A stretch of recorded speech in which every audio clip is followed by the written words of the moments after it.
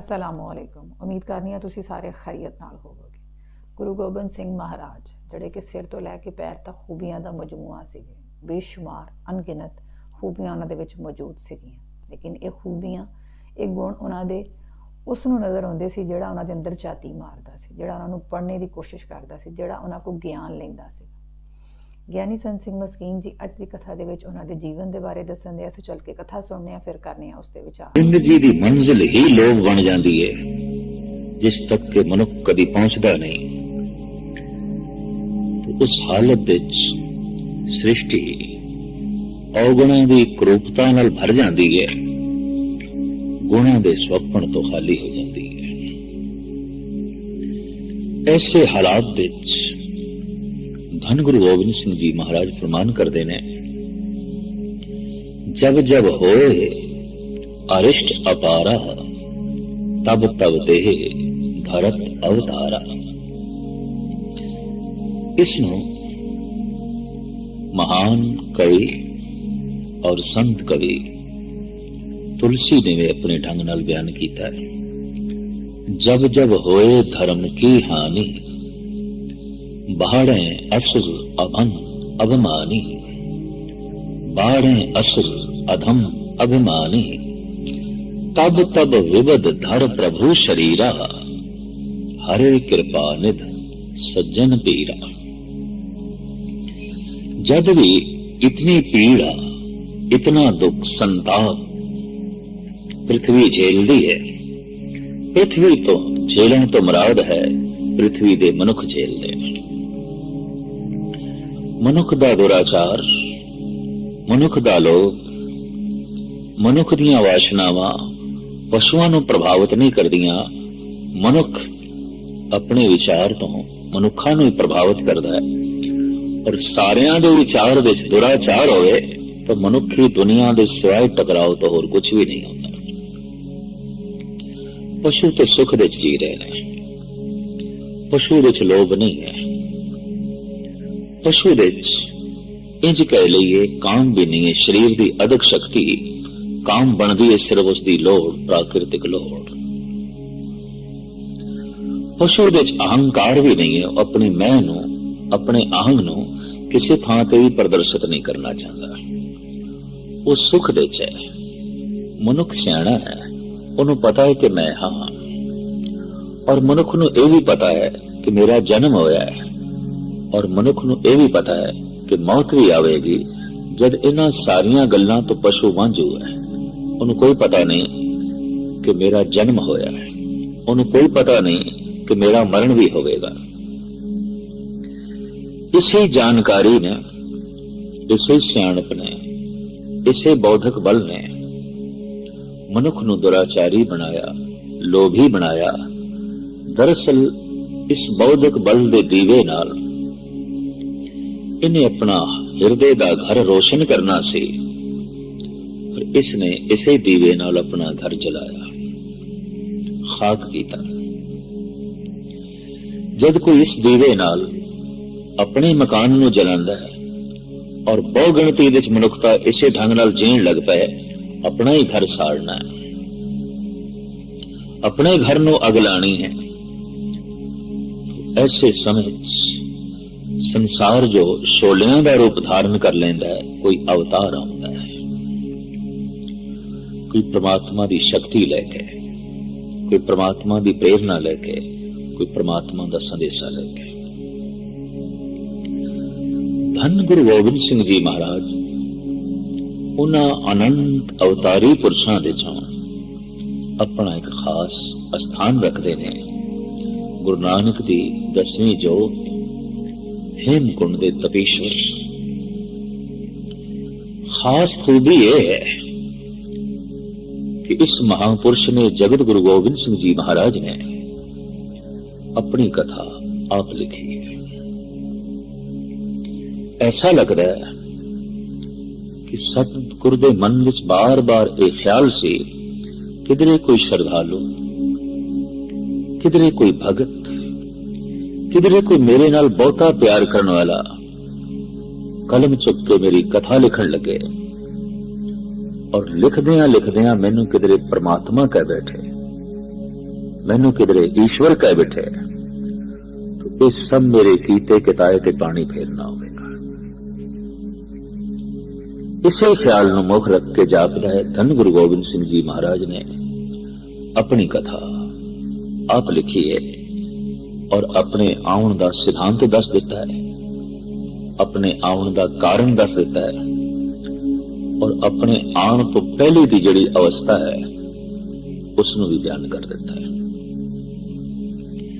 धन गुरु गोबिंद सिंह जी महाराज ऐसी महान हस्ती ने, वो कलम दे धनी ने और वो शस्त्रां दे भी धनी ने, वो जबान दे धनी ने, वो दिमाग दे भी धनी ने, वो धर्म दे महान ज्ञाता ने और वो राजनीति दे महापंडित ने और महान समाज सुधारक।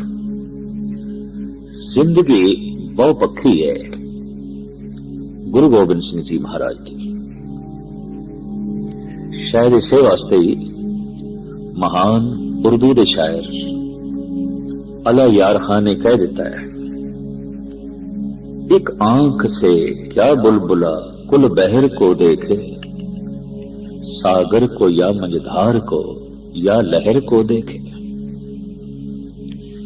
इस निक्की जिहा अख नाल मैं सागर दा तट वेखां, लहरां दे उछाल वेखां, गहराई नूं वेखां, अथाह है सागर।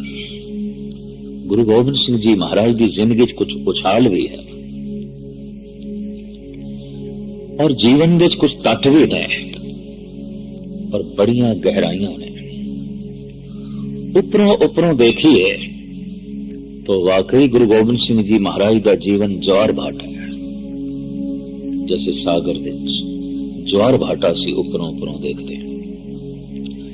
पर जैसे जैसे सागर दे गहरे तल दे चले जाइए शांति है, ठहराव है। गुरु गोबिंद सिंह जी महाराज नूं उपरों उपरों देखिए तो बड़ी भज दौड़ है, बड़ा ज्वार है, लेकिन गहराई दिश जाइए एक समाधि लीन आत्मा है, अठे पैर प्रभु नाल जुड़ी हुई आत्मा है, परम आनंद माणदी हुई एक आत्मा है। पर बाहरों वेखिए तो ज्वार है, अंदरों वेखिए तो शांति है। बाहरों वेखिए क्या क्रांति है, गहरे जात मार के देखिए तो शांति है। जिन्हां जिन्हां ने सिर्फ गुरु गोबिंद सिंह जी महाराज नूं बाहरों वेखिया, बाहर दी इस क्रिया नाल साडे देश के कुछ साधु संत सहमत ना हो सके। एक ऐसा संत तलवार चुक लई, एक ऐसा महर्षि तीर कमान चुक लई, एक ऐसा गुरु हाथ विच बंदूक है, एक ऐसा आत्मदर्शी हाथ ते बाज है और एक ऐसा त्यागी है कि सोने दी कलगी मोतियां नाल जड़त सिर ते धारण कर रखी है, गले विच मोती ते हीरियां दी माला, जर्री दे कपड़े, बेशकीमती पैरां दा जोड़ा। इस सब कुछ देख के भरम विच पै जाना कुदरती गल है कि इस महापुरुष दे गहराई विच कोई समाधि होवेगी, शांति होवेगी, साहित्य होवेगा, ज्ञान होवेगा, विज्ञान होवेगा या कला का भरपूर खजाना होवेगा। वाकई गुरु गोबिंद सिंह जी महाराज ऐसे महापुरुष ने बकौले भाई नंदलाल, बाहरों वेखिए बादशाह ने, अंदरों वेखिए दरवेश ने। हक हक अंदेश गुरु गोबिंद सिंह, बादशाह दरवेश गुरु गोबिंद सिंह। कलम रब्बी नगमे उगल दी है और तीर कमान बंदूक गरीब दी रक्षा कर दी है। कलम तो वो जिथे अकाल उस्तत लिखते ने और इस तो इलावा भगवती दी वार लिखते ने। जफरनामा जैसा एक महान बाकमाल साहित्य की रचना करते ने। उथे उसे महान अगम्मी कलम नाल वो अपनी कथा भी लिखते हैं, अपना जीवन भी लिखते हैं। धन गुरु गोबिंद सिंह जी महाराज इस कथा ਨੂੰ इस प्रकार आरंभ करते हैं। अब मैं अपनी कथा बखानो, तप साधित जह विध मोहे आनो। मैं जिस तरह हेमकुंड पर्वत ते तप कर रहा सी और तप करदियां किस तरह मैनू गुरु तेग बहादुर साहब जी महाराज दे घर लियांदा गया, किस तरह मैं गुजरी दी कुख तो प्रगट होया। इस सारी घटना नू, इस सारे जीवन बिरतांत नू गुरु गोबिंद सिंह जी महाराज इंज बयान करते हैं। हेमकुंड पर्वत है जहां, सप्त श्रृंग सोबत है तहां। जिथे 7 वड्डियां वड्डियां चोटियां ने और इन्हां 7 चोटियां दे विचकार जिथे एक महान सरोवर है, हिम दा सरोवर, बर्फ दा सरोवर, हर वक्त ही ऊपर बर्फ बर्फ, थल्ले पानी ऊपर बर्फ। ऐसा जो सरोवर है हेमकुंड पर्वत है जहां, सप्त श्रृंग शोभित है तहां। सप्त श्रृंग तै नाम कहावा, पंडराज जह जोग कमावा। उस इलाके का नाम हेमकुंड सप्त श्रृंग, 7 चोटियां वाला, जिस दे नेड़े बैठ के पांडवां ने योग साधना की थी, परमात्मा नाल जुड़न दी कोशिश की थी, परमात्मा नूं प्राप्त करन दी कोशिश करती। सतगुरु कहंदे ने उस दे निकट ते हम अधिक तपस्या साधी, महाकाल काल का आराधी। उत्थे ही बैठ के ऐसी घोर तपस्या की थी। और जो काल दावी काल है, महाकाल काल का, वो जो महाकाल है, काल दावी काल है, उस महाकाल दी आराधना की थी, उस महाकाल दा चिंतन कीता। पर ये चिंतन इतनी गहराई नाल चलिया, ए विद करत तपस्या भयो, द्वैते एक रूप होए गयो।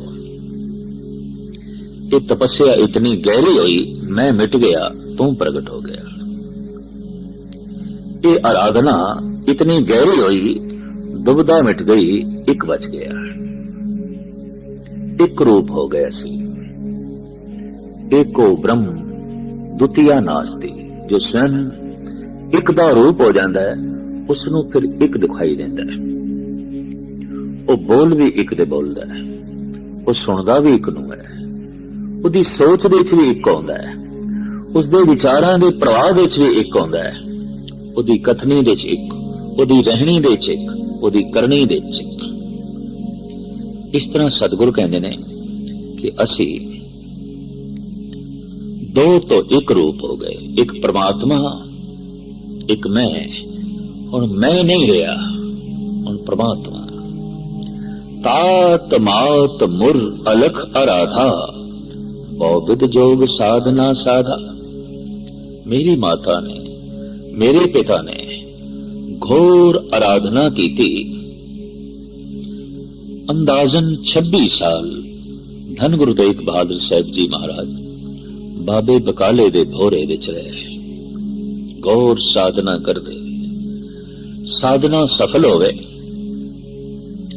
मदद विच रहे जगत माता गुजरी जी, आप जी दी सुपत्नी।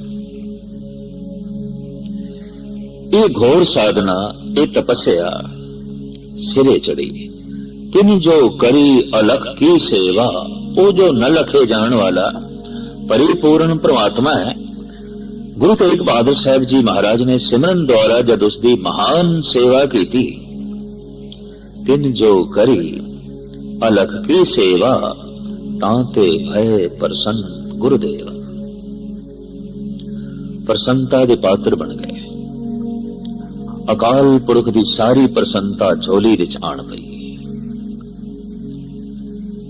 और इंज लगता है जैसे कि गुरु तेग बहादुर साहब जी महाराज ने यह आख्या होवे, हे परम पिता, हे परिपूर्ण परमात्मा, कोई राज योगी, कोई दुष्ट दमन साडे घर भेजो।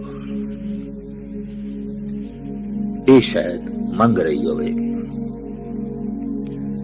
देश दे हालात ऐसे सन, मजलूम पैरां थले लिताड़िया जा रहा सी। धर्म मंदिरां दी बेहुरमती, धर्म ग्रंथां दी बेअदबी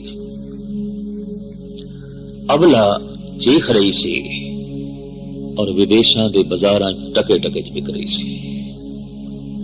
हालात इस देश दे ऐसे सन और खास करके उस समय भी कश्मीर जो जन्नत आख्या जाता है दोज़ख बने होया सी।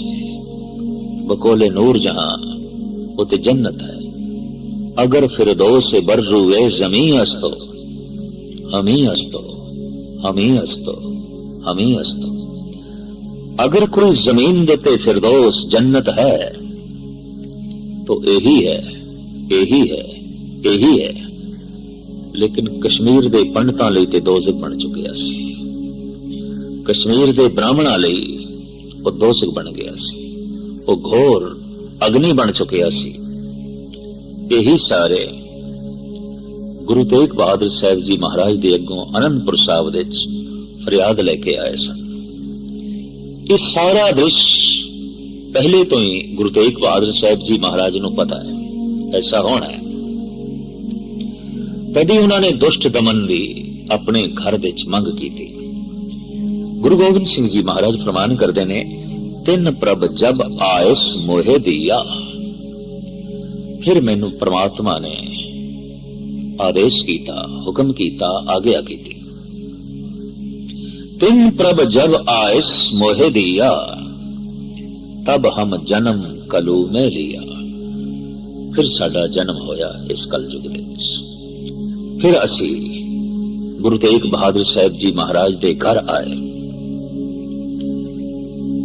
ये कथा इस गल नूं भी प्रगट करती है कि किसी परम आत्मा, किसी परम पुरख नूं अपने घर विच प्रगट होने लई घर दा वातावरण वैसा ही बनाना पैंदा है, घर दा माहौल वैसा ही बनाना पैंदा है। गुरु नानक देव जी महाराज दा एक वाक, कल्ली अंदर नानका जिन्ना दा अवतार, पुत जनूरा धी जनूरी, जोरू जिन्ना दा सिकदार।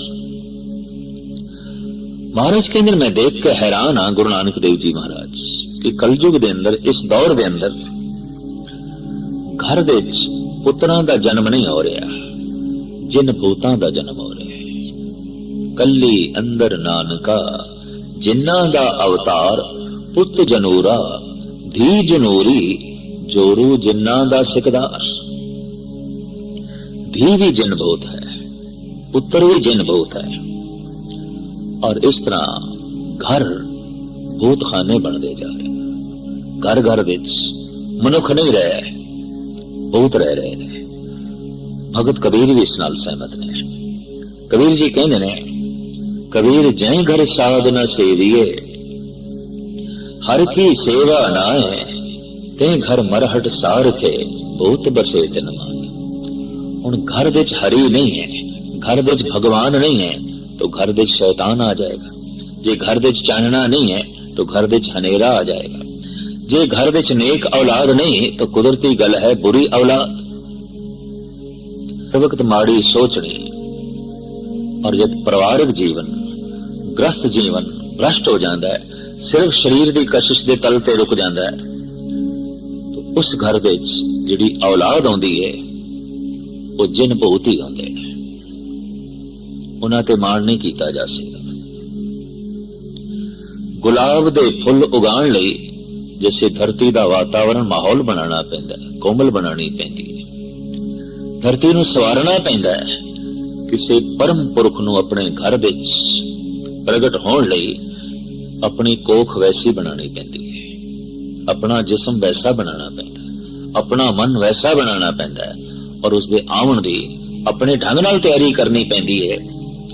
अगर ये तैयारी ना होवे तो घर विच नेक पुरुषां दा जन्म बंद हो जाता है, जैसे कि इस मौजूदा दौर दे च है और जिसकी तस्वीर कशी करते ने धन गुरु नानक देव जी महाराज के कली अंदर नानका जिन्ना दा अवतार पुत जनूरा धी जनूरी जोरू जिन्ना दा सिकदार। महाराज कहते तिन प्रभ जब आयस मोहे दिया तब हम जन्म कलू में लिया चित न भयो हमरो आवन के चुभी रही सुत प्रभ चरणन में। हेमकुंड तो आन ले मेरा चित नहीं करता सी, क्यों? सुरत प्रभु दे नाम विच जुड़ी हुई एक रूप हो गए, परम आनंद छाया रहा और परम आनंद दे समा खो जाता है। दुख दे पीड़ा दे संताप दे समा लंबा हो जाता है। जितना दुख गहरा उतना समा लंबा, जितनी पीड़ा ज्यादा उतना समा लंबा। और जैसे जैसे पीड़ा घटती है समय की लंबाई घटती है, रस दे समा छोटा हो जाता है, परम आनंद दे समा खो जाता है। अकाल दा चिंतन वाकई मनुख नूं अकाल अवस्था च लै जांदा है, जिथे काल नहीं, जिथे समा नहीं, जिथे वक्त नहीं। पातशाह कहते बड़े आनंद से चित्त मेरा नहीं करता सी, चित ना भयो हमरो आवन के चुभी रही सुत प्रभ चरणन में। ज्यों त्यों प्रभ हमको समझायो इन कह के ऐ लोक पठायो। जिस तरह जिवें तिवें करके प्रभु ने मैनू प्रेरणा दी, नहीं जाना है, जाना है, जाना है। हुक्म नु मनदे होया असी आए। लेकिन जापदा है गुरु गोबिंद सिंह जी महाराज ने प्रश्न खड़ा किया है परमात्मा दे को। जब सुरत एक हो जाती है परमात्मा साक्षात होता है और परमात्मा नाल गोष्ठी होती है। इस तरह जिवें मनुख पुत्रा नाल गोष्ठी करता है, भरावां नाल गोष्ठी करता है, पत्नी नाल गोष्ठी करता है, दोस्तां नाल गोष्ठी करता है, संत प्रभु नाल गोष्ठी करते हैं, संत परमात्मा नाल गोष्ठी करते हैं। और ऐसी हालत भी बन जाती है जब पूर्ण तौर ते साधना करदियां करदियां कोई भगत चुप कर जाता है, फिर उत्थे परमात्मा बोलता है। दो इकट्ठे बोलन तो पल्ले कुछ नहीं पेगा। धर्म की मूल साधना भी अपने आप नू चुप कराने वास्ते है ताकि प्रभु बोले। महान ने ओ मौनी जिन्हां ने अपने मन नू चुप करा लिया। अजे ओ बैरूनी साधना विच उलझे हुए ने जो सिर्फ जबान नाल ते चुप कर ले, मौन धारण कीता है, मन बोली जा रहा है, अजे परमात्मा नू बोलण दा मौका नहीं मिलेगा। अजे परमात्मा चुप है। सभ्यता भी यही कहती है कि जब एक बोल रहा होवे दूसरा चुप कर जाए, लगता है ये सभ्यता भी संत जना ने परमात्मा तो सीखी है, ईश्वर तो सीखी है। जिन्ने चिर तक मनुख दा मन बोलता है इतने चिर तक परमात्मा नहीं बोलता, और जदों मनुख दा मन चुप कर जाता है परमात्मा बोलना आरंभ कर देता है। इस्लामी जगत दे च एक बड़ी गजब की कथा है। मिस्र दे च होए ने मंसूर जुनेद दे मुरीद कहते ने एक दिन ऐसी घटना घटी, मन चुप कर गया। बड़ी उच्ची आवाज विच बोल निकले, अनल हक, अनल हक, अनल हक। जुनैद ने यह सुने कि मेरे बेटे सच दी सदा प्रगट हुई है, हक दी आवाज बाहर निकली है, पर जगत दे झूठ दे ये तालमेल नहीं खाएगी। हो सकता है कोई कर्मकांडी शरई लोग तेनू सजा दें। इस वास्ते अज वायदा कर कि अनल हक ये तू नहीं आखना। हक कहने ने सच नूं, सच कहने ने ईश्वर नूं, खुदा नूं। मैं सच हो गया, मैं सच हो गया, मंसूर ये कह रहा सी, जिसनों कबीर कहने ने सोई फिर के तू भाया जाको कहता और। जिन्हों मैं होर कहता सी वो ते मैं खुद निकलिया। ਸੇਮ ਉਸ ਤਰ੍ਹਾਂ ਮਨਸੂਰ ਕਹਿ ਰਹੇ ਨੇ। ਜ਼ੁਨੈਦ ਕਹਿੰਦੇ ਨੇ ਇਹ ਨਹੀਂ ਕਹਿਣਾ ਤੂੰ। ਮਨਸੂਰ ਕਹਿੰਦੇ ਨੇ ਅੱਛਾ ਨਹੀਂ ਕਵਾਂਗਾ ਮੇਰੇ ਮੁਰਸ਼ਦ, ਪਰ ਨਹੀਂ ਮੈਨੂੰ ਤੇਰੇ ਤੇ ਭਰੋਸਾ ਨਹੀਂ, ਤੇਰੀ ਮਸਤੀ ਤੇ ਭਰੋਸਾ ਨਹੀਂ, ਤੂੰ ਖੁਦਾ ਦੀ ਕਸਮ ਚੁੱਕ नहीं कहेगा। अच्छा कसमे खुदा नहीं आखांगा। जुनैद उसे रात वक्त दे मीर दे घर दावत ते सी, खाना खाण जाना सी, ओ नाल मंसूर नूं भी लै गए। उत्थे बड़े बड़े उलमा उमरा फकीर पहले ही आए हुए सन। दस्तरखान ते जद सारे बैठे ने तो चर्चा वार्तालाप शुरू हुई खुदा दी, परमात्मा दी। श्रोता केवल मंसूर बाकी बोलते पैने, कहते पैने कुछ ना कुछ। ये श्रोता बने है। ऐसी हालत बनी उच्ची आवाज विच निकल गया अनल हक, अनल हक। पकड़िया गया, काफर होने का इल्जाम लगया। 15 दिन मुकदमा चलन तो बाद सजाए मौत सुनाएगी, सूली ते चढ़ना। और जब सूली की तरफ ले जा रहे हैं तो खड़ा कर देता है। सूली चाड़न लई जुनैद कोल पहुंचे, कहता है मेरे बेटे मैं मनदा तू बेकसूर है, पर याद रख बहुत वड्डे कसूरवारां दी भीड़ दे एक दा बेकसूर होना भी कसूर है। मैं तेरा धन्यवाद करना आया, तेरे इच खुदा प्रगट होया। मैं तेनू मुबारक देन आया, तेरी मेहनत सफल हुई, पर मैनू तेरे ते गिला है, मैं गिला भी करन आया। तू खुदा दी कसम चुकी सी कि मैं अनल हक नहीं आखांगा, पर तू आखे है। क्यों कसम क्यों? तो मंसूर कहंदा मेरे मुर्शद मैं कसम नहीं तोड़ी, मैं कसम चुकी सी कि मंसूर, और जब खुदा ही बोल पवे तो फिर मैं की करा। मेरी कसम मंसूर ते चल सकती है, मेरी कसम खुदा ते नहीं चल सकती। लगता है गुरु गोबिंद सिंह जी महाराज दे अंदर इस तरह ही प्रभु बोले। परमात्मा अगे जो बाणी है इसका सिरलेख है अकाल पुरख बाज अस कीट प्रत। अकाल पुरख दे बचन मैं कीट प्रति, मैं कीड़े प्रति। अकाल पुरख ने गुरु गोबिंद सिंह जी महाराज नाल वार्तालाप की, जो बोले ने उन्हां बोलां नूं धन गुरु गोबिंद सिंह जी महाराज अपनी बाणी दे कलम बंद करते ने और कहते ने ये बोल भी मेरे ने, अकाल पुरख दे ने, परमात्मा दे ने। मैं श्रोता बनिया रहा, वक्ता परमात्मा, और उस वक्ता परमात्मा दे जिहड़े बोल ने मैं अपनी कलम दे लिख के जगत दे सामने रख रहा। प्रभु मेरे नाल इस तरह बोले है अकाल पुरख वाच अस कीट प्रत। की बचन ने आप इसनों तवज्जा पूर्वक सरवण करने की कृपालता करो।